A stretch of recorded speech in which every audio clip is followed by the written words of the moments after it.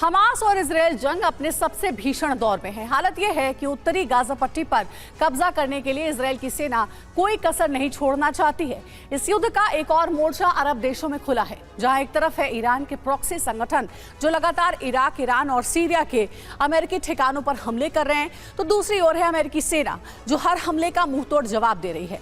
अब ये जंग हथियारों की होड़ में तब्दील हो चुकी है, जहां नए नए वेपन प्रयोग किए जा रहे हैं, जिसकी वजह से तबाही नेक्स्ट लेवल पर पहुंच चुकी है।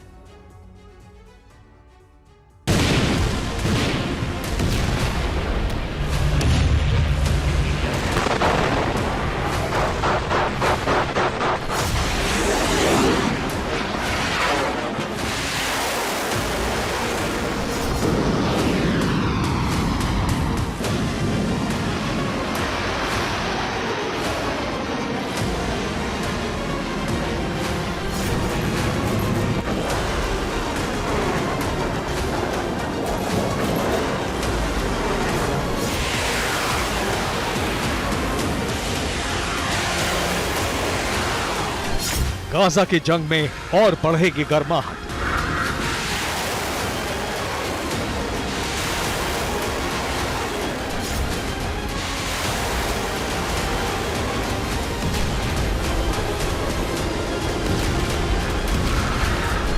इजरायल युद्ध की तपिश से जल उठेगा मध्य एशिया।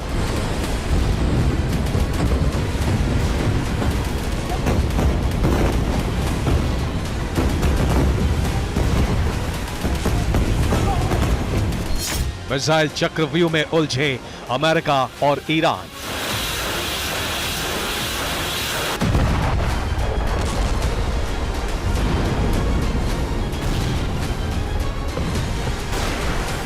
अब होगा वार पर वार बेहिसाब।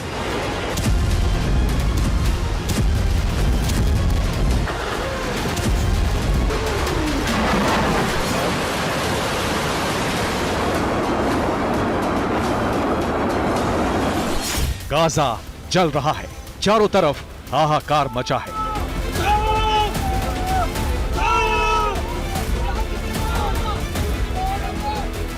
चीख पुकार से धरती कांप उठी है। الآن توتر ورعب في داخل مستشفى الأندونيسيا।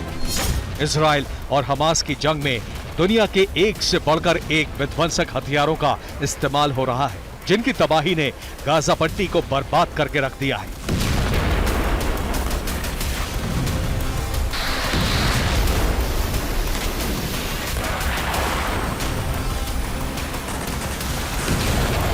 गाजा पट्टी की जंग ने पूरे मध्य एशिया को अपनी चपेट में ले लिया है।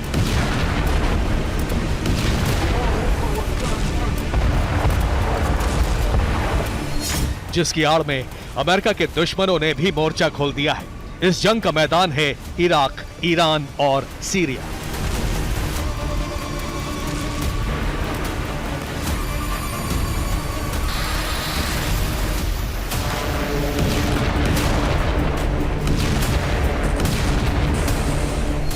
फर्क बस इतना है कि गाजा पट्टी में हमास इजराइल में वॉर छिड़ा है और मध्य एशिया के दूसरे इलाकों में अमेरिका और ईरानी प्रॉक्सी संगठनों के बीच जंग छिड़ी है।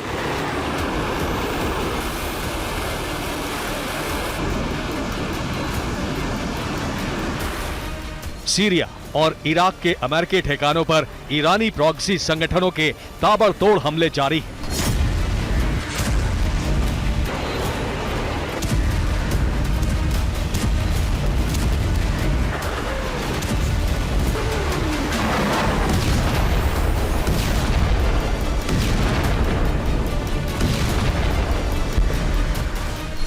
एक आंकड़े के मुताबिक ईरानी संगठनों ने पिछले एक महीने में अमेरिकी ठिकानों पर 100 से ज्यादा हमले किए हैं और ये लगातार जारी है।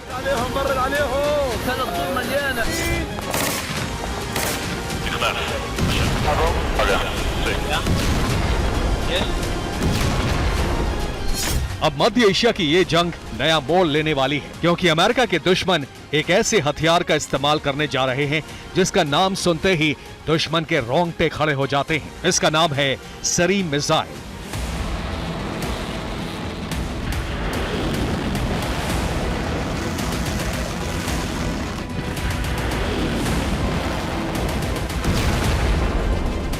ये एक ऐसा नाम है जो इस जंग में अभी तक नहीं सुना गया था, लेकिन खबर यह है कि ईरानी प्रॉक्सी संगठनों ने इसे अमेरिका के खिलाफ जंग के मैदान में उतार दिया है।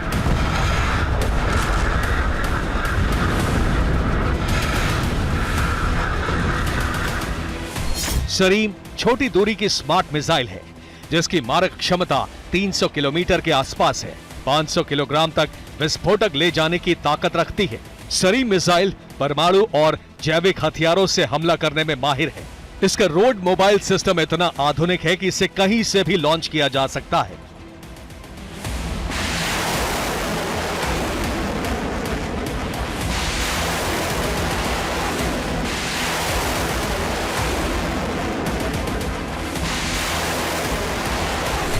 एक तरफ गाजा पट्टी में बमबारी तो दूसरी तरफ इराक और सीरिया में अमेरिकी ठिकानों पर हमला।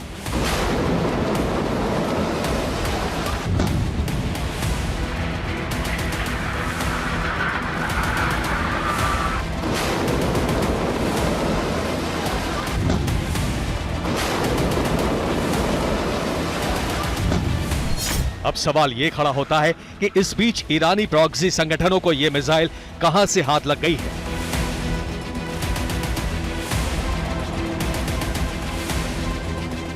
ये किसने दी? अमेरिका और इजराइल का ये नया दुश्मन कौन है?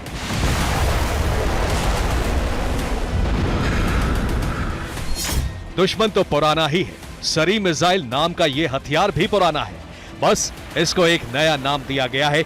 इसका पुराना नाम है फतेह 110।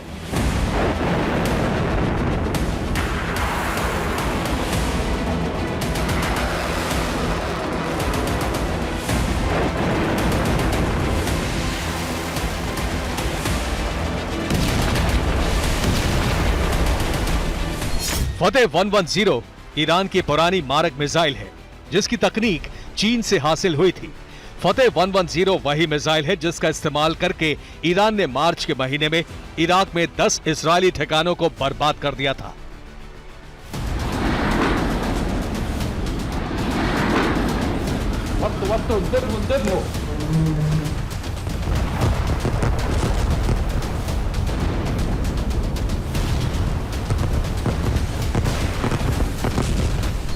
माना यही जा रहा है कि ईरानी प्रॉक्सी संगठनों ने फतेह 110 को नया नाम देकर अमेरिका को दहलाने की साजिश रची है।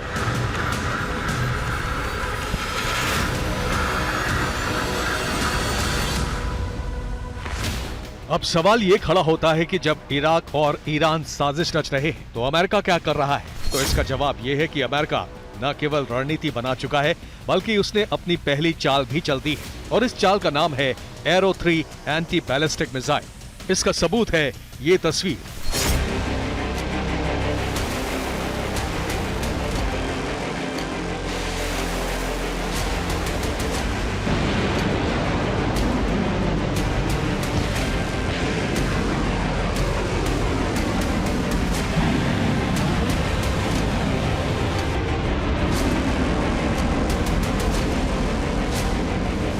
ये तस्वीरें इस बात की गवाह हैं कि अमेरिका ने अपनी एक बड़ी चाल मध्य एशिया में चलती है। इसका प्रयोग कुछ दिन पहले शुरू भी कर दिया।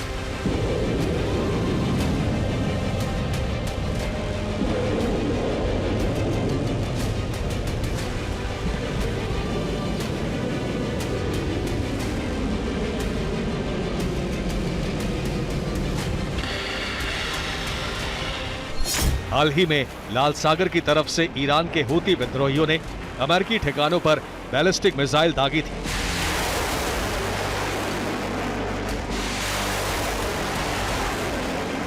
अमेरिका का दावा है कि उन्हें इन एरो 3 एंटी बैलिस्टिक मिसाइलों से हवा में ही खत्म कर दिया गया।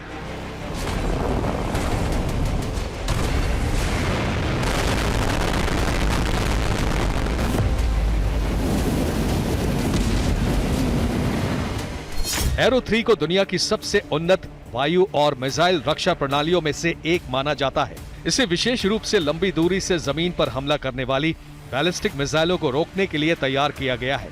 इसे अमेरिका और इजराइल एरोस्पेस इंडस्ट्रीज ने मिलकर बनाया है। एरो 3 मिसाइलों को ईरान से हमले के खतरे को रोकने के लिए खास तौर पर विकसित किया गया था।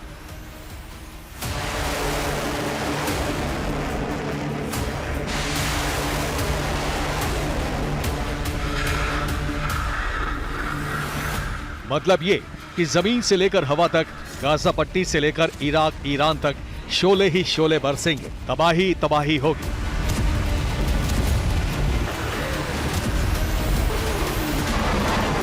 संयुक्त राष्ट्र लगातार जंग की इस आग को बुझाने में जुटा है, लेकिन हालात बता रहे हैं कि युद्ध की गर्माहट लोगों को और झुलसाएगी।